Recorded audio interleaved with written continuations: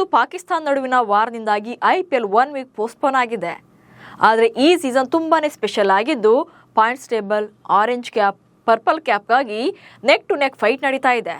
ಈ ಬಗೆಗಿನ ಒಂದಷ್ಟು ಇಂಟ್ರೆಸ್ಟಿಂಗ್ ವಿಚಾರಗಳನ್ನು ಈ ವಿಡಿಯೋದಲ್ಲಿ ಹೇಳ್ತೇನೆ.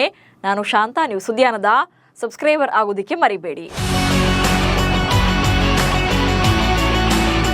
18ನೇ ಸೀಸನ್ IPL ಮಾರ್ಚ್ 22ರಿಂದ ಸ್ಟಾರ್ಟ್ ಆಗಿದ್ದು ಮೇ 25ಕ್ಕೆ ಫೈನಲ್ ಮ್ಯಾಚ್ ಅನ್ನು ಫಿಕ್ಸ್ ಮಾಡಲಾಗಿತ್ತು.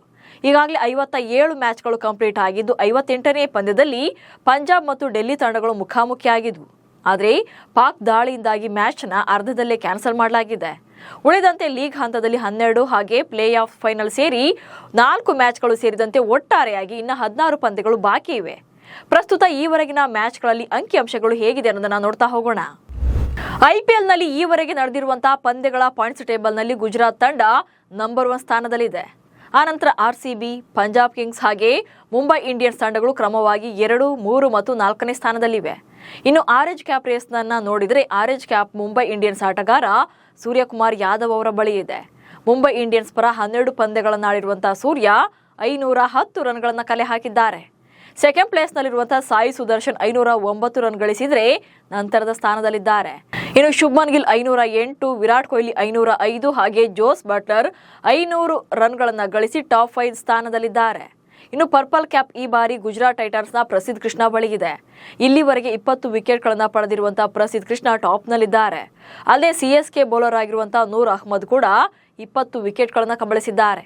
ಆದರೆ ಉತ್ತಮ ಎಕಾನಮಿ ರೇಟ್ನಿಂದ ಪ್ರಸಿದ್ಧ ಮೊದಲ ಸ್ಥಾನದಲ್ಲಿದ್ದಾರೆ.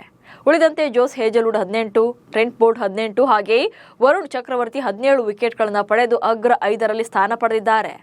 ಇನ್ನು ಈ ಸೀಸನ್ನಲ್ಲಿ ಗುಜರಾತ್ ಟೈಟನ್ಸ್ ತಂಡದ ಸಾಯಿ ಸುದರ್ಶನ್ ಅತಿ ಹೆಚ್ಚು ಬೌಂಡ್ರಿಗಳನ್ನು ಬಾರಿಸಿದ್ದಾರೆ. 56 ಬೌಂಡ್ರಿ ಸಿಡಿಸಿದ್ದಾರೆ. ಹಾಗೆ ಲಕ್ನೋ ತಂಡದ ಆಟಗಾರ ನಿಕೋಲಸ್ ಪೂರನ್ 34 ಸಿಕ್ಸರ್ಗಳನ್ನು ಬಾರಿಸಿ ಅಗ್ರ ಸ್ಥಾನದಲ್ಲಿದ್ದಾರೆ. ಇನ್ನು ಸೆಂಚುರಿ ಸಿಡಿಸೋದರ ಬಗ್ಗೆ ನೋಡೋದಾದ್ರೆ ಈ ಸೀಸನ್ನಲ್ಲಿ ಒಟ್ಟು 4 ಶತಕಗಳನ್ನು ಬಾರಿಸಿದ್ದಾರೆ. ಹೈದರಾಬಾದ್ ತಂಡದ ಅಭಿಷೇಕ್ ಶರ್ಮಾ ಅತ್ಯಧಿಕ ರನ್ ಗಳಿಸಿದ ದಾಖಲೆ ಕೂಡ ಹೊಂದಿದ್ದಾರೆ. ಪಂಜಾಬ್ ಕಿಂಗ್ಸ್ ವಿರುದ್ಧದ ಪಂದ್ಯದಲ್ಲಿ 141 ರನ್ಗಳನ್ನು ಕಲೆ ಹಾಕಿದರು. ಉಳಿದಂತೆ ಇಶಾನ್ ಕಿಶನ್ 106, ಪ್ರಿಯಾಂಶ್ ಆರ್ಯ 103 ಹಾಗೆ ವೈಭವ್ ಸೂರ್ಯವಂಶಿ 101 ರನ್ಗಳನ್ನು ಬಾರಿಸಿದ್ದಾರೆ.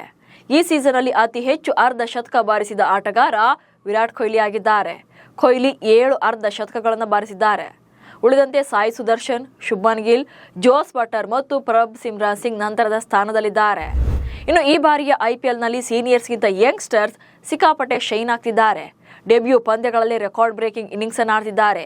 ಈ ಆವೃತ್ತಿಯಲ್ಲಿ ಇನ್ನೂ ಕೂಡ 16 ಮ್ಯಾಚಸ್ ಇರೋದ್ರಿಂದ points table, purple cap, orange cap change ಆದರೂ ಆಗಬಹುದು. ಯಾಕಂದ್ರೆ ಯಾರು ಯಾವ ಮ್ಯಾಚ್ನಲ್ಲಿ ಸುನಾಮಿ ಎಬ್ಬಿಸ್ತಾರೋ ಹೇಳೋಕ್ಕಾಗಲ್ಲ. ನಮಸ್ಕಾರ.